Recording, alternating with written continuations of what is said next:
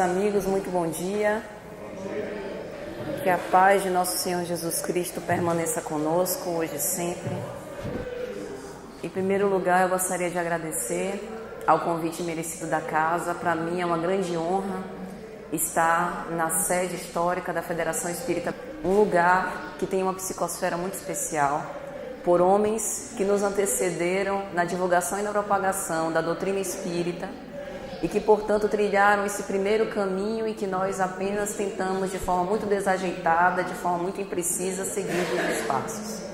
Quero agradecer a presença de todos vocês, que Jesus nos abençoe e que hoje nós possamos sair daqui um pouco mais reflexivos com respeito à conquista da sabedoria.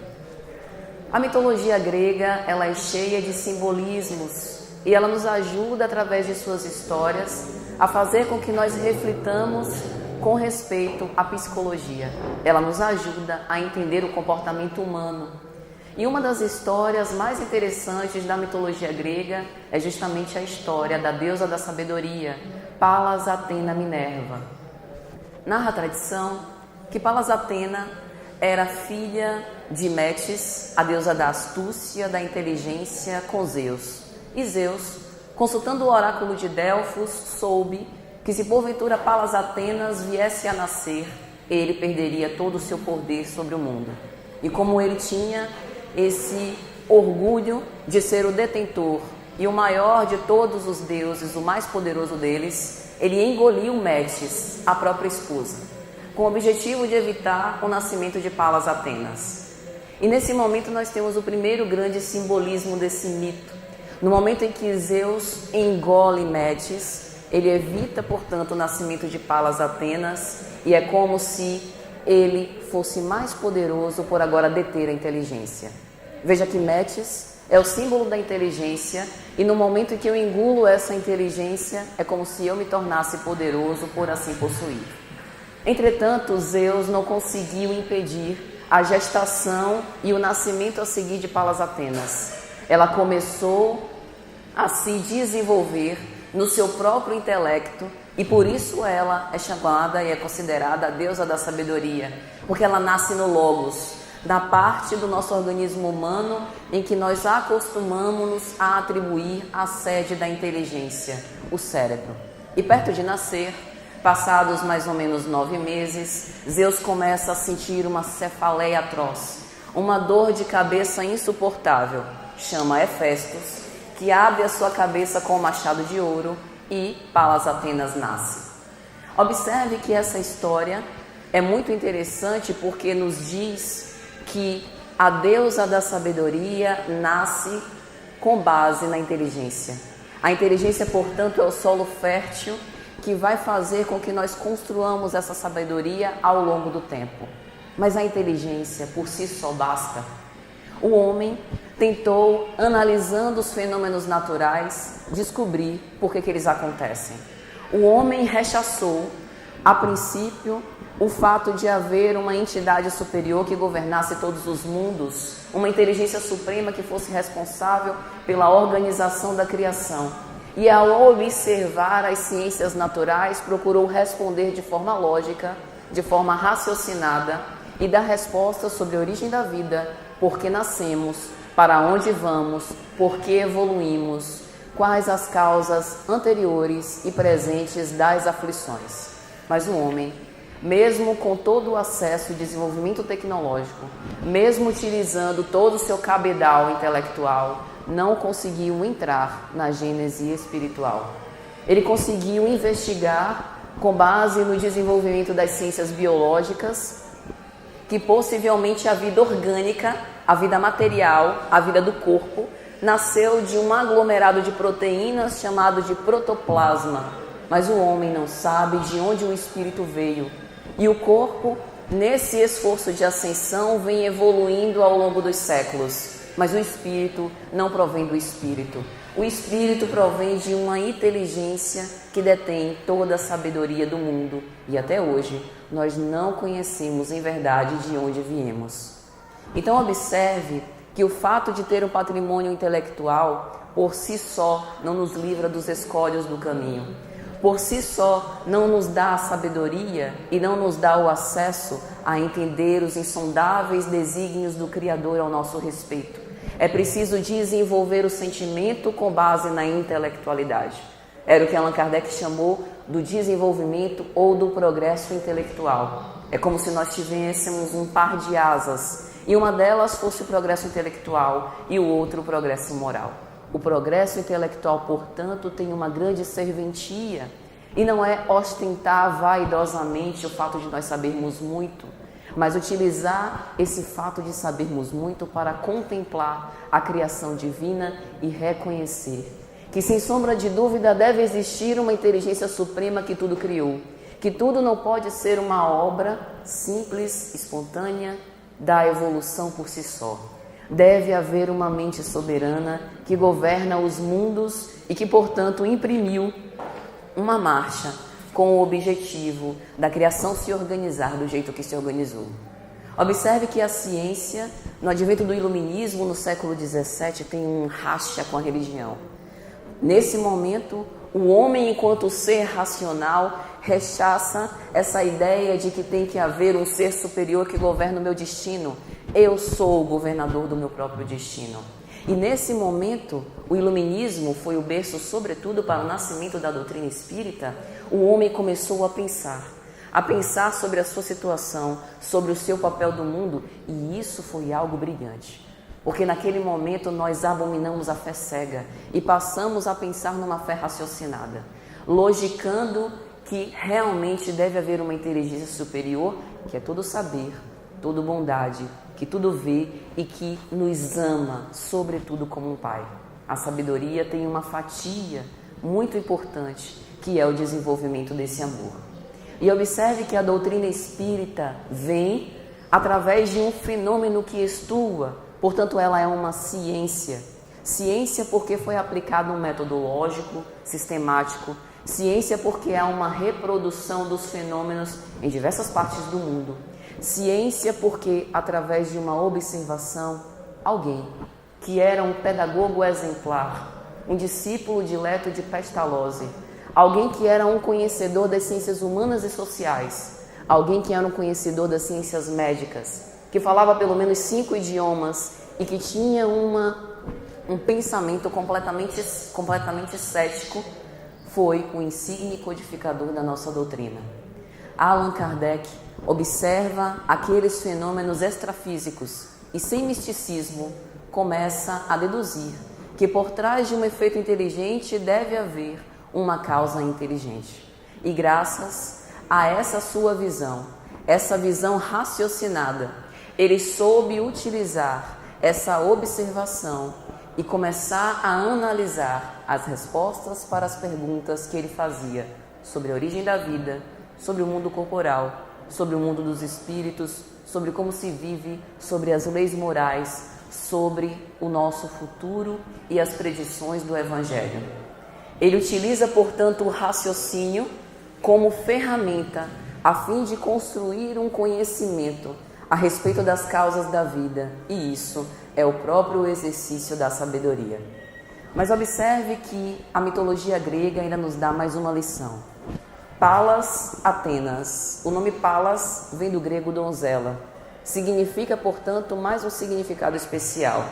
Significa que a justiça e a sabedoria são virgens, não se corrompem, ou pelo menos não se deveriam corromper. Isso significa que a construção da sabedoria, ela não está isenta de erros.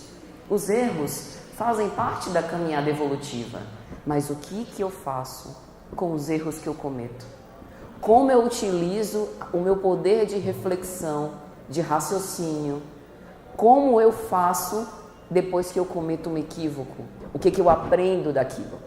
Porque observe que a sabedoria é construída através de experiências. E como nós ainda não somos espíritos perfeitos, espíritos puros, devido ao nosso grau de inferioridade moral, nós ainda cometeremos equívocos. E é através da reflexão daqueles equívocos, sem culpa, sem querer reincidir no erro, como Jesus dizia, vai e não tornes a pecar, é que nós vamos construindo essa chamada maturidade psicológica que, segundo Joana de Ângeles, é mais um sinônimo para a verdadeira sabedoria. E há uma terceira lição dessa figura do mito de Minerva. Minerva, Atenas, era sempre acompanhada de Nike. Nike é o símbolo para a vitória. Significa que se nós queremos sair vitoriosos na nossa existência como espíritos ao longo dos tempos, se nós desejamos nos aperfeiçoar moralmente e evoluir como espíritos, precisamos ter o desenvolvimento da sabedoria conosco. Ter a sabedoria é ter a certeza da vitória. A própria Bíblia também narra diversas histórias concernentes à sabedoria. No livro de Reis, nós temos o exemplo célebre da sabedoria de Salomão. Deus se apresenta a Salomão e lhe pergunta: Salomão, façais um pedido, aquilo que vós pedirdes eu de pronto atenderei. E o que nós pediríamos se tivéssemos um lugar de Salomão? Muito dinheiro? Muita riqueza? Uma família feliz? Um casamento próspero? Filhos bem encaminhados na vida? Salomão lhe pede o discernimento para escolher a verdade. Observe que no próprio pedido de Salomão já estava imbuído um sentimento e um sentido mais elevado em relação à vida. O próprio pedido de Salomão já é revestido de sabedoria. E ele, enquanto chefe de um povo, deseja ter o discernimento para escolher com base na verdade e ter um coração sábio e inteligente. Deus, de pronto, aquece e, além do coração sábio e inteligente, dá a Salomão toda a riqueza e glória por acréscimo. Esse é mais um bonito símbolo. Significa que nós vamos perseguir a vida toda pela sabedoria. E todas as coisas que nós procuramos no mundo material será nos dado por acréscimo, sem que nós tenhamos que perder a vida para conseguir. A sabedoria é esse trunfo, é essa vitória com respeito ao exercício de todas as lições que Jesus nos ensinou, que coroa a nossa existência, com todos os lauréis que nós sempre buscamos a vida inteira. E narra ainda a tradição que, para testar a sabedoria de Salomão, duas mulheres se lhe apresentam, duas mães, e elas se apresentam a Salomão e lhe diz: Salomão, nós duas moramos juntas e cada uma de nós tem um filho. Durante a noite eu percebi que o meu filho estava morto e quando eu olhei para outra mulher, o filho dela estava vivo.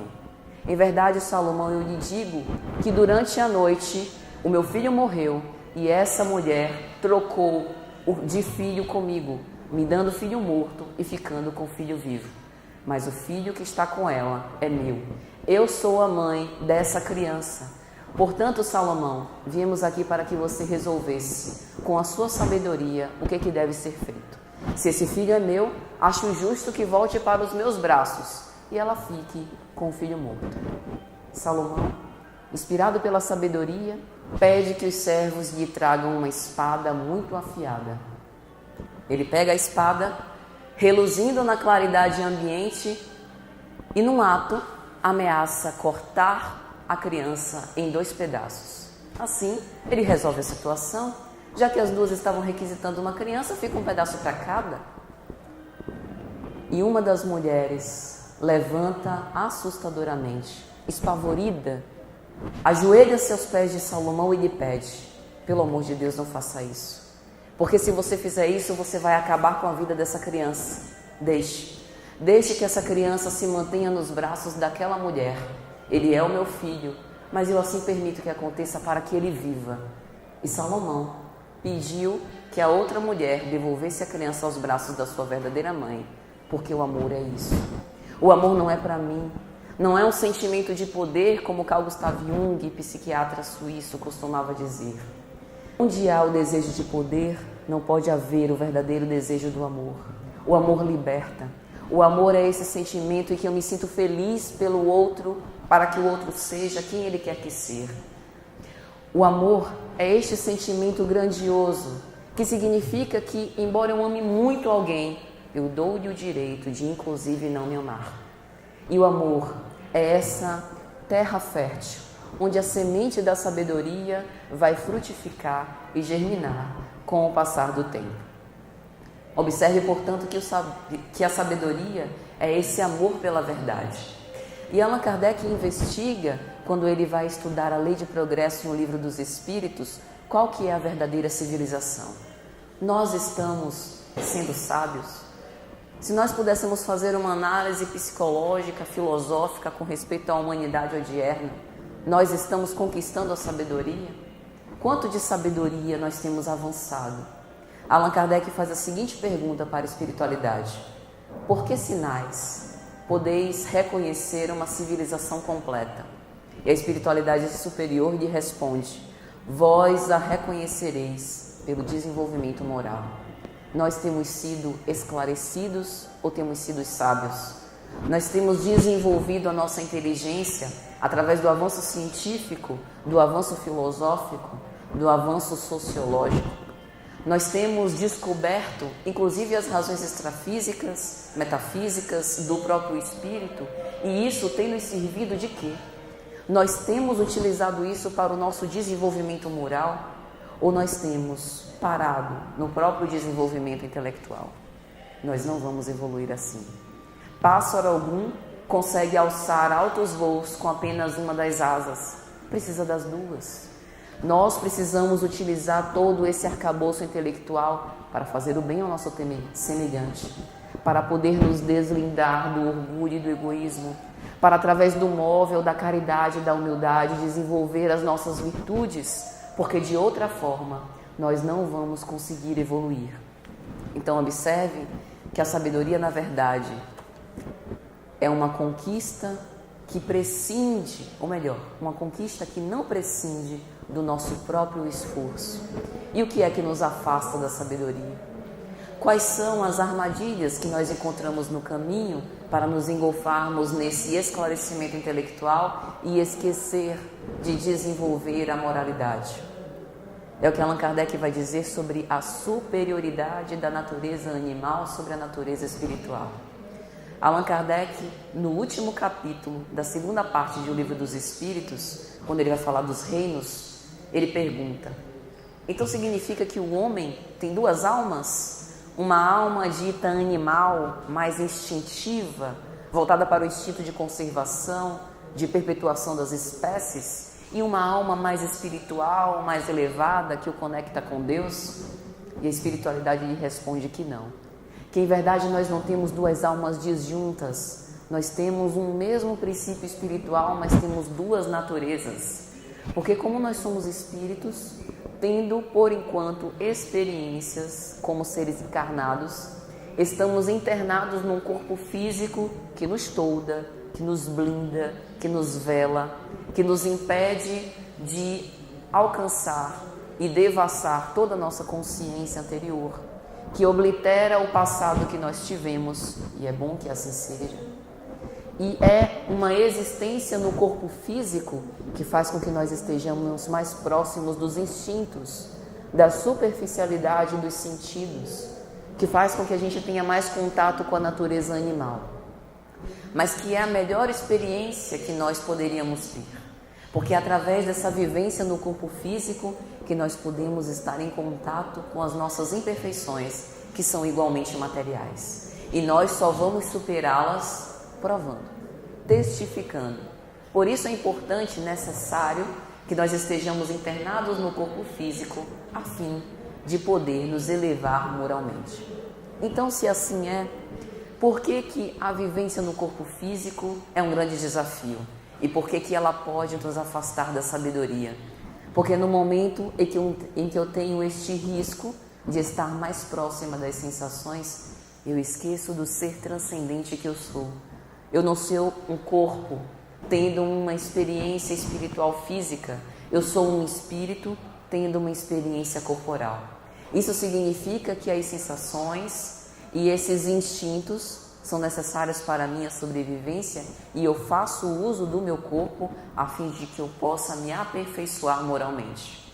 Assim como a inteligência, o corpo físico é um instrumento para que eu consiga ter experiências aprendendo com o outro, convivendo em sociedade, testando a paciência, a minha agressividade, o meu grau de tolerância, para que eu possa exercer a caridade moral com o outro e assim evoluir. Então, no momento em que eu me esqueço disso e me volto apenas para o mundo corporal, eu tenho um grande problema. Eu tenho um grande entrave para o alcance da sabedoria: as más paixões. A paixão não é necessariamente má. Os homens, como eu disse antes, que nos antecederam na própria doutrina espírita, esses grandes paladinos do bem, que através de uma vida completamente devotada e abnegada, voltaram todos os seus esforços para o trabalho no bem, eles foram envolvidos por um grande ideal, por um ideal cristão, pelo ideal de fazer o bem e de seguir os passos do nosso mestre inesquecível de todos os tempos. Portanto, a paixão é este cavalo que, se domado, pode ser útil, mas que, se desgovernado, pode provocar grandes desastres. Por isso é importante que nós pensemos nos nossos ideais superiores. A conquista da sabedoria, portanto, ela está e é indissociável da nossa reflexão a respeito da vida e dos ideais que nós cultivamos no nosso mundo íntimo. Porque se somos espíritos em ascensão, aquilo que fica depois da transitoriedade da vida terrena, do corpo que vai para o túmulo, sou eu, enquanto consciência pensante, enquanto mente extuante, que jamais deixarei de existir.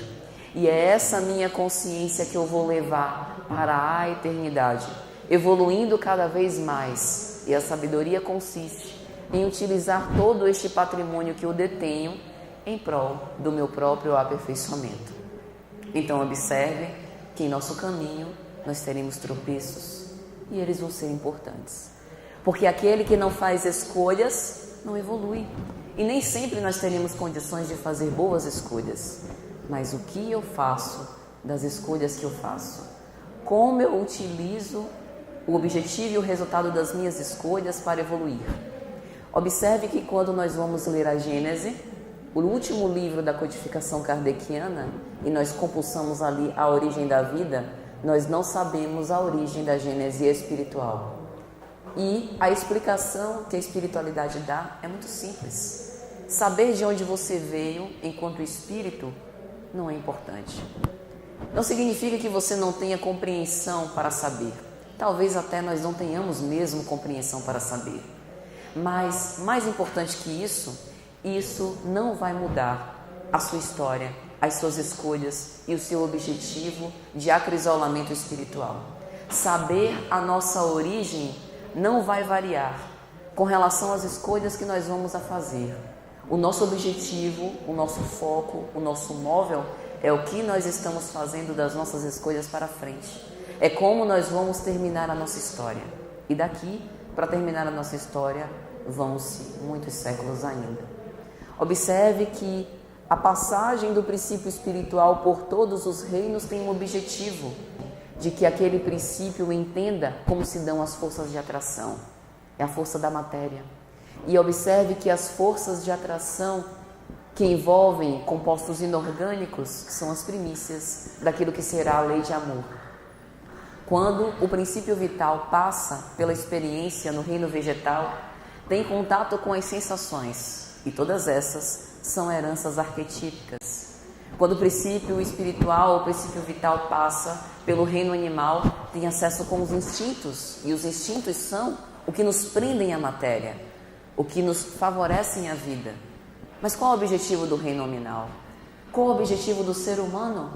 É simples. É só observarmos aquele que foi o ápice da humanidade, Jesus.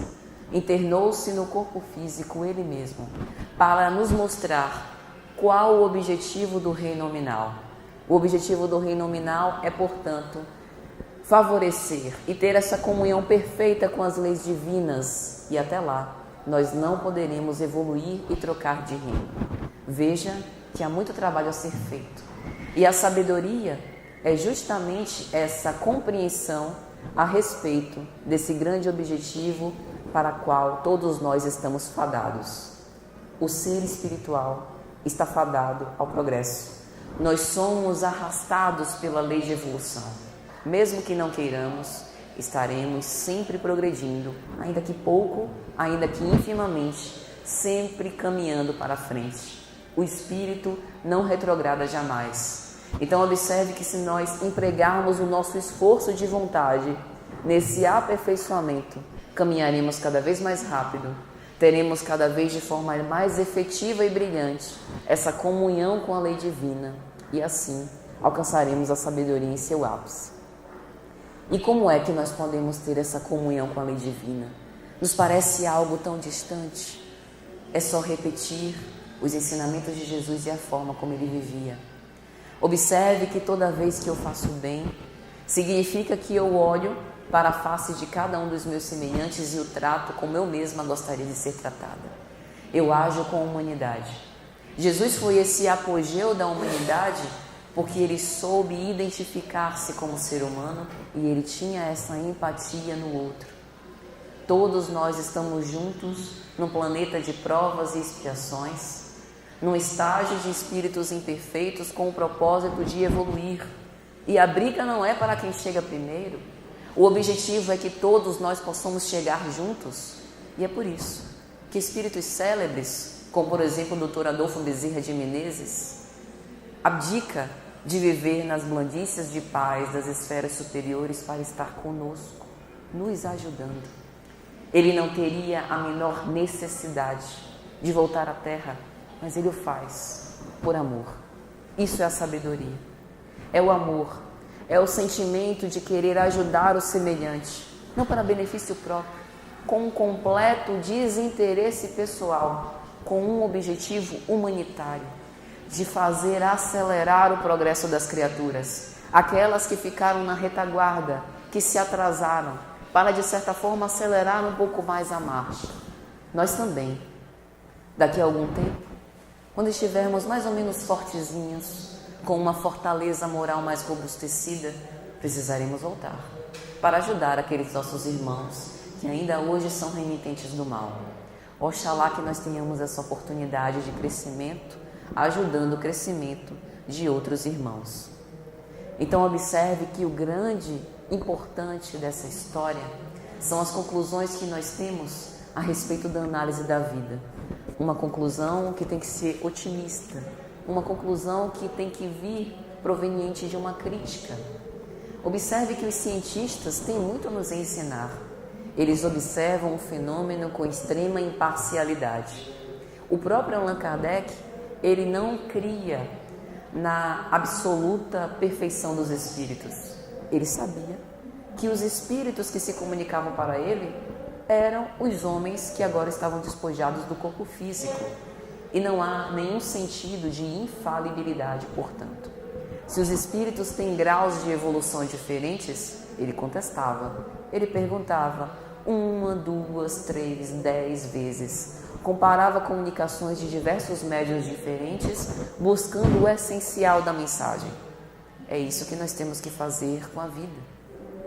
Observe que na nossa vida, com certeza, cada um de nós temos aquele sonho que se repete, aquele tipo de pessoa que geralmente a gente encontra no nosso caminho, aquele tipo de relacionamento que sempre nos acompanha.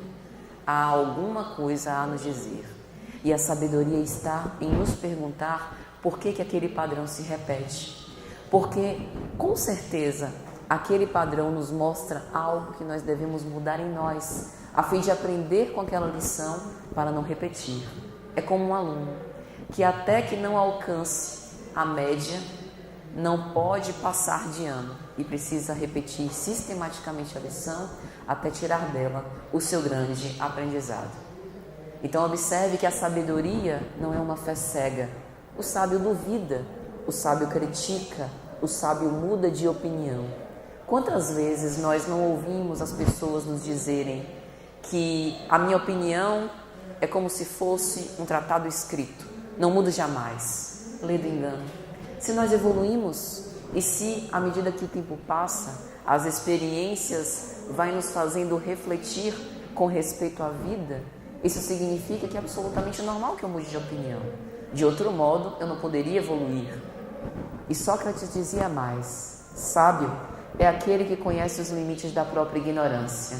Portanto, aquele que se acha muito infalível e muito inteligente tenha medo. Ele provavelmente ignora toda a obscuridade que ainda há em si. A sabedoria, ela também pode ser comparada com uma semente que vai germinando e que vai dando os frutos. Observe que interessante a figura da semente. Algo muito pequeno, quase imperceptível, que é colocado na terra e que, regado e retirando ali da terra, as seivas se abrem de dentro para fora. E uma semente pequenininha, de um tamanho quase imperceptível, carrega o genoma, o código genético de uma árvore frondosa. Observe que quando nós olhamos a semente, nós não temos condição de vislumbrar o que é que sairá dali. Nós não sabemos o tipo de fruto, o tipo de flor, a espécie de folhas, o tamanho que aquela árvore irá gerar. Assim também como nós. Quando Deus nos criou, simples e ignorantes, Ele nos deu o objetivo, o livre-arbítrio, o esforço da vontade, a liberdade, a autonomia de fazer da nossa história o que quiséssemos. Veja que patrimônio precioso, que maravilha que Deus nos deu. Ele poderia ter nos dado um destino completamente previsto, previsível, mas Ele deixou que nós trilhássemos o nosso próprio caminho. Fizéssemos as nossas escolhas, errássemos, avaliássemos, refletíssemos, acertássemos. E por que Deus fez isso? Por que Ele nos criou? Por que Ele não nos criou logo puros, perfeitos, seres angelicais da criação? Por um motivo muito especial. Qual o mérito que nós teríamos? Se Deus nos tivesse herdado todo esse legado intelectual e de sabedoria moral, onde é o nosso esforço? Onde é o nosso trabalho? Jesus, aquele que conseguiu essa comunhão perfeita com a lei da criação, mostrou-nos que é através do trabalho que nós poderíamos evoluir. Jesus passou boa parte da sua vida, da sua trajetória messiânica, na carpintaria do seu pai, trabalhando num serviço apagado, às escuras, longe dos holofotes, praticamente invisível. Assim também Allan Kardec. Allan Kardec passou mais de 50 anos da sua vida dando aulas, exercitando através da pedagogia o ensino com amor. E a sua missão, ele só começou por volta dos seus 51, 52 anos, preparando-se toda a sua vida para esse momento ápice. Assim também nós. Até agora, nós passamos toda a nossa vida nos preparando para um momento ápice. O momento em que iríamos desenvolver a nossa sabedoria, refletir sobre os ensinamentos de Jesus e procurar aplicar esses ensinamentos na nossa vida prática. Para onde estamos indo? Nós, a qualquer momento, poderemos refletir e mudar de curso na nossa embarcação. Se nós considerarmos que o nosso barco não está indo para o rumo certo, podemos mudar de direção. Temos essa autonomia. Nós podemos, a qualquer tempo e hora, fazer uma reflexão sobre como estamos vivendo e mudar completamente de direção. E se nós escolhermos o caminho certo, se nós soubermos fazer as melhores escolhas, agindo com sabedoria, nós iremos ajustar a nossa bússola com a bússola do Pai. E assim, nós cresceremos de uma forma muito mais feliz, sem sofrimento, mas com dor. Isso é interessante. Sofrer requer esforço e o esforço requer a dor. Mas a dor não significa uma aflição injustificável, uma angústia. A dor é a mesma da semente que se abre e se rompe e a partir daquele momento descortina um mundo novo, começa a crescer, a evoluir rumo à luz do sol, começa a se desenvolver as suas folhas, a criar raízes, os seus caules, as suas flores, os seus frutos. Observe que a dor que a semente sente é o prelúdio da sua libertação. Assim também ocorre conosco com respeito à nossa sabedoria. Há, portanto, uma sabedoria que é divina e que nós, por termos uma essência divina, por sermos uma centelha divina, nós podemos, através da prática da lei de justiça, amor e caridade, desenvolver a nossa sabedoria. E já que estamos falando de Jesus, vamos voltar aos seus ensinos, quando em Marcos, capítulo 4, versículos 26 a 29, ele conta uma parábola, a parábola da semente que germina por si só. Veja que interessante parábola para entender o crescimento da sabedoria. Disse Jesus: o reino dos céus é semelhante a um homem que lançou a semente na terra. Ele dorme e acorda, de noite e de dia, mas a semente germina e cresce, sem que ele saiba como. A terra, por si mesma, produz o fruto. Primeiro a erva, depois a espiga e, por fim, a espiga cheia de grãos. Quando o fruto está no ponto, imediatamente se lhe lança a foice, porque a colheita chegou. Observe que interessante. O nosso serviço como homem da parábola é jogar a semente na terra. Nós somos a semente e nós também somos esse homem. O reino dos céus, para crescer no nosso mundo íntimo, no nosso coração, é uma parceria nossa com a divindade. Precisa da nossa vontade. Para que nós sejamos lançados na terra escura, passemos frio e fome, até que a semente dilacerada dê início a esse fruto que vai se desenvolver ao longo do tempo. Quando nós internamos no corpo físico, quando há a nossa vinda do mundo espiritual para o mundo corporal, nós sentíssemos como se estivéssemos entrando num escafandro, como se nós estivéssemos entrando numa cela escura. É uma situação difícil em que o temor toma conta de nós. Nós não sabemos se seremos bem-sucedidos nessa existência. Nós não sabemos se iremos cumprir tudo aquilo que nós dissemos que iríamos fazer no planejamento da reencarnação. Nós não sabemos como que será a nossa coragem perante as provas e expiações que muitas vezes escolhemos ou que nos foram impostas. Portanto, quando o espírito volta para a vida no mundo corporal, é como uma semente que é lançada na terra. Ele se joga, porque tem que vir, porque tem que evoluir.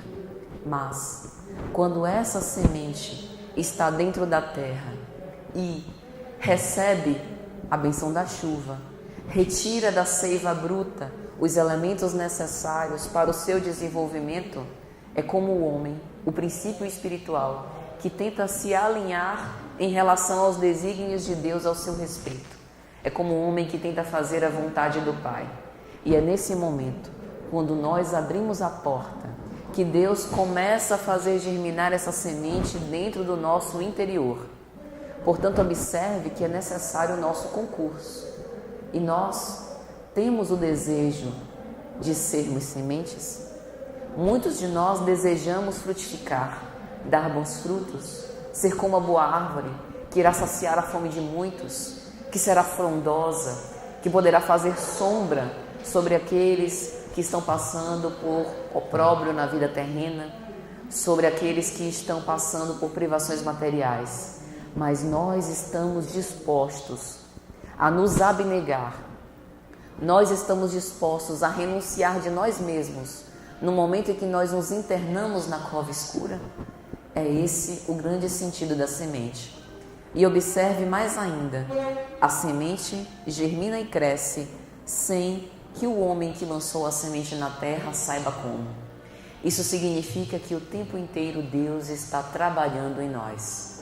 Nós não precisamos pensar constantemente com respeito à nossa evolução espiritual.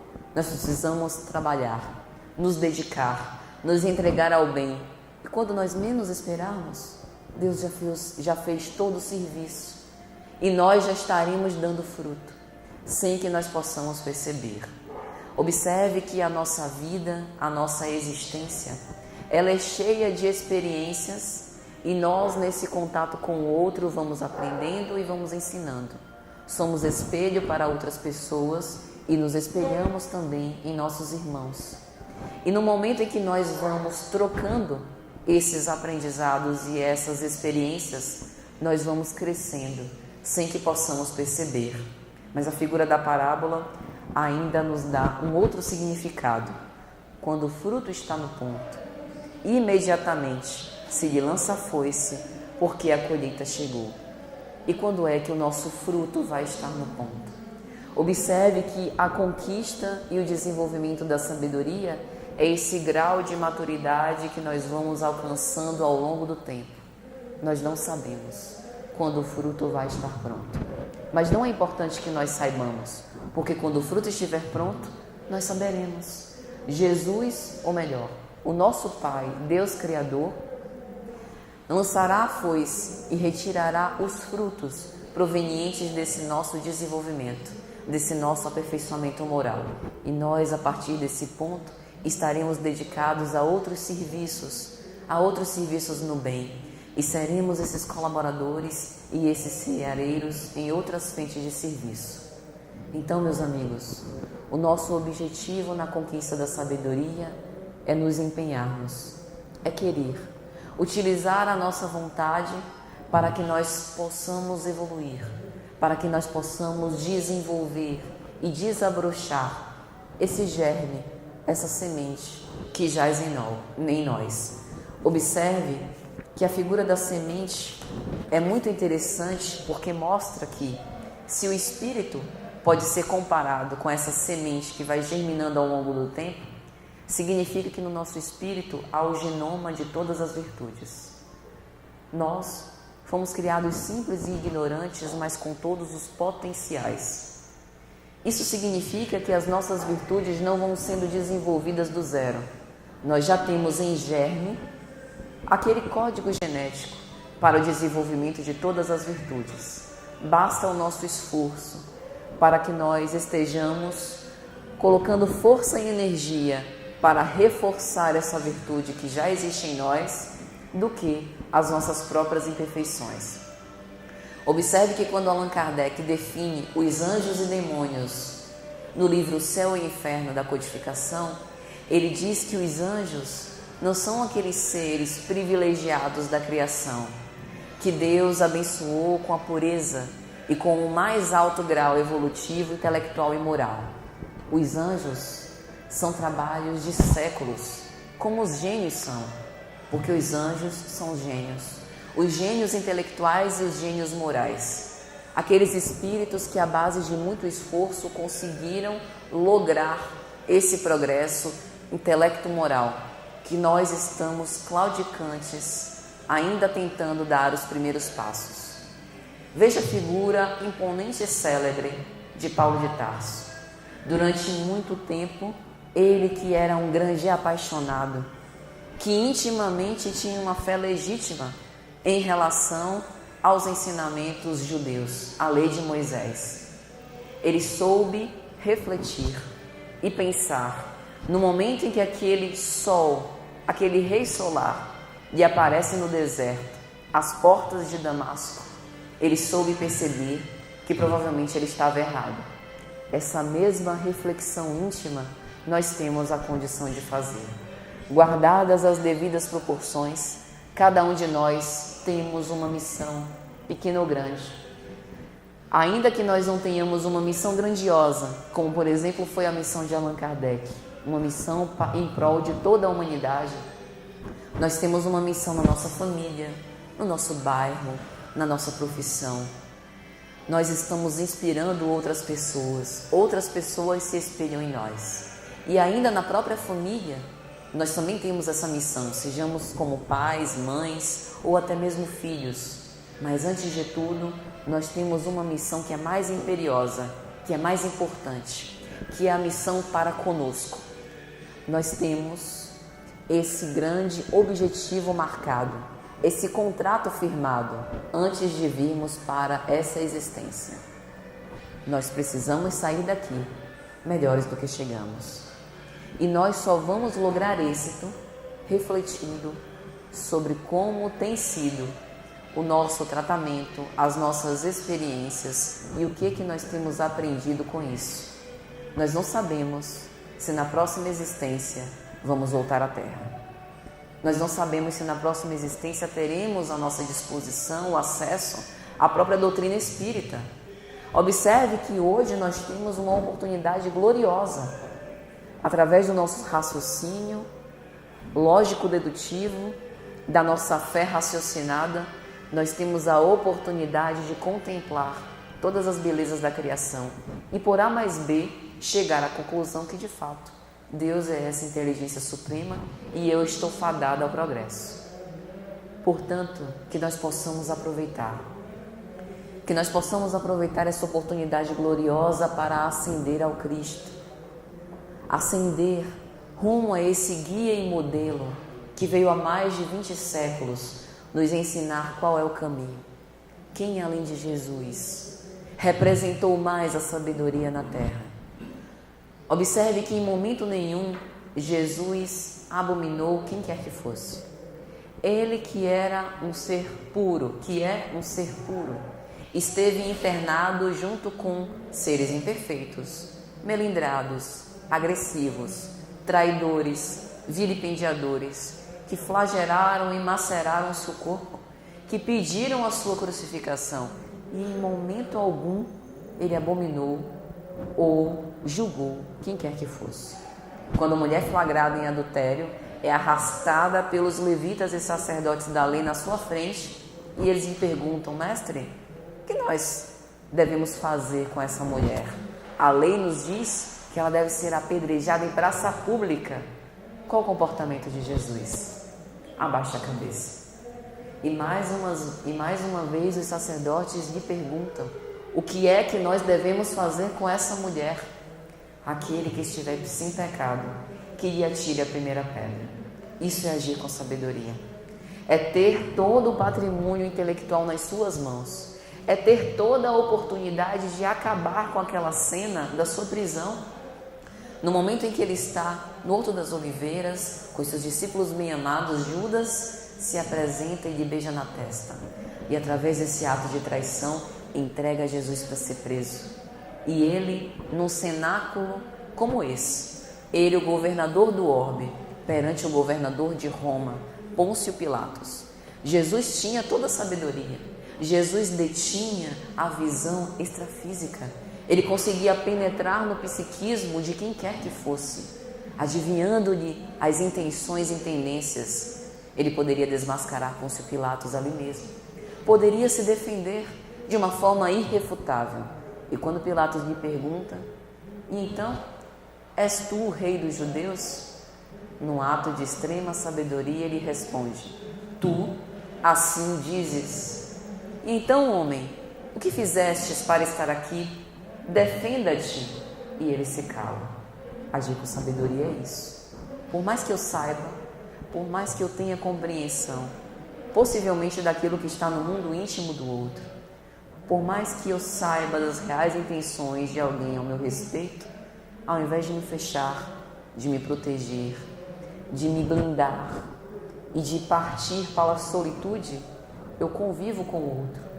Dou ao outro a oportunidade de conviver comigo, porque eu aprendo. Eu só aprendo a ser paciente e tolerante quando eu tenho pessoas difíceis convivendo comigo. E mesmo que eu tenha todas as condições de me defender, mesmo que eu esteja com a razão, optar por não dizer, por calar. Joana de Ângeles vai dizer que estas cenas fazem parte dos não ditos e não feitos de Jesus, que promoveram muito mais aprendizado do que se ele proferisse palestras em relação àquelas pessoas que não tinham condição de entender o que era a verdade. Pilatos lhe pergunta: mas qual é a verdade? Pilatos tinha condição de entender a verdade? Nós, passados 20 séculos, com o advento do Espiritismo, ainda não temos condição de perceber toda a verdade. Imagine Pôncio Pilatos. Observe que quando Jesus é preso perante Anás e Caifás, o soldado romano lhe esbofeteia na face. E Jesus mais uma vez age com sabedoria. Quantos de nós, quando caluniados, ironizados, injustificadamente, reagimos com agressividade? Isso não é ter sabedoria. Sabe o que é agir com sabedoria? Fazer o que Jesus disse. Esbofeteado na face, faz uma pergunta: por que me batestes? Isso é sabedoria, refletir. Naquele momento o soldado romano entrava num pensamento e num raciocínio, analisando as suas próprias intenções e tendências agressivas.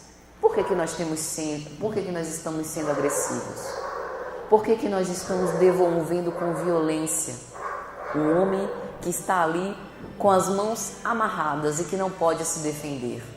Que tipo de projeção do ego eu estou fazendo em relação àquele semelhante? O que é que me falta para que eu reaja com tanta agressividade?